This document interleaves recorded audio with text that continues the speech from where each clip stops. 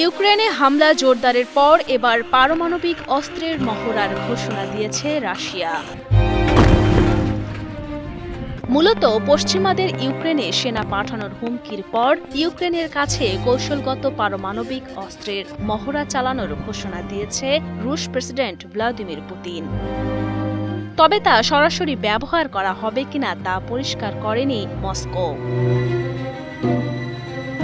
Ukraine যুদ্ধ শুরু হওয়ার পর থেকেই পারমাণবিক অস্ত্র ব্যবহারের হুমকি ধামকি দিয়ে আসছেন রাশিয়ার প্রেসিডেন্ট ভ্লাদিমির পুতিন। ফেব্রুয়ারিতে জাতির উদ্দেশ্যে যা ভাষণে পারমাণবিক যুদ্ধের বাস্তব ঝুঁকির বিষয়ে হুঁশিয়ারি উচ্চারণ করেছিলেন তিনি। তারই ধারাবাহিকতায় ইউক্রেনের কাছে এবার পারমাণবিক অস্ত্রের মহড়ার নির্দেশ দিয়েছেন তিনি। ইউক্রেনের পাশে অবস্থানরত নৌবাহিনীর সদস্য ও অন্য সেনারা এই মহড়ায় অংশ নেবেন বলে জানা গেছে।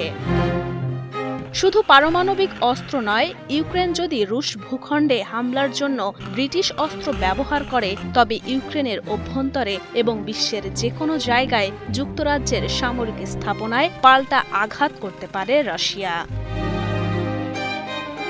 লন্ডনের প্রতি এমন সতর্ক বার্তা দিয়েছে মস্কো। এর আগে ইউক্রেনকে সহায়তা দেওয়া অস্ত্র দিয়ে রাশিয়ার অভ্যন্তরে হামলা চালানোর পরামর্শ দিয়েছিলেন ব্রিটিশ পররাষ্ট্রমন্ত্রী ডেভিড ক্যামেরন। এর জবাবে গত ৬ মে এই হুমকি দিয়েছেন ক্রেমলিন। এদিকে হঠাৎ করে ইউক্রেনে হামলা জোরদার করেছে রাশিয়ার সামরিক বাহিনী। এই ধারাবাহিকতায় দোনেস্কে ব্যাপক হামলা চালিয়েছে রুশ বাহিনী। এতে অঞ্চলটির বিভিন্ন এলাকায় ক্ষয়ক্ষতি হয়েছে। মস্কোর দাবি, ইউক্রেনীয় সেনাদের অবস্থান লক্ষ্য করে এসব হামলা চালানো হয়েছিল। পুতিন বাহিনীর হামলার মুখে অঞ্চলটির বেশ কয়েকটি এলাকা থেকে পিছু হটে ইউক্রেনের সেনারা। পরে দোনেস্কের একটি গ্রামে দখল নেয় রুশ বাহিনী। উল্লেখ্য, ২০২২ সালের ফেব্রুয়ারিতে ইউক্রেনে হামলা শুরু করে রাশিয়ার সামরিক বাহিনী। ২ বছরের বেশি সময় ধরে শক্তিশালী রাশিয়ার বিপক্ষে যুদ্ধে লড়ে যাচ্ছে ইউক্রেন।